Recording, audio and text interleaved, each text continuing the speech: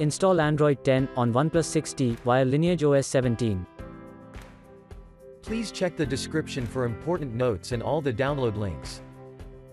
First download ROM and GApps packages, then transfer the downloaded files to the phone storage, link is in the description below. Step 2. Boot your device into TWRP recovery. Once in TWRP, click on Wipe, Advanced Wipe, and select the check boxes, as shown in the image, excluding internal storage. Step 4. Swipe the button to wipe the device.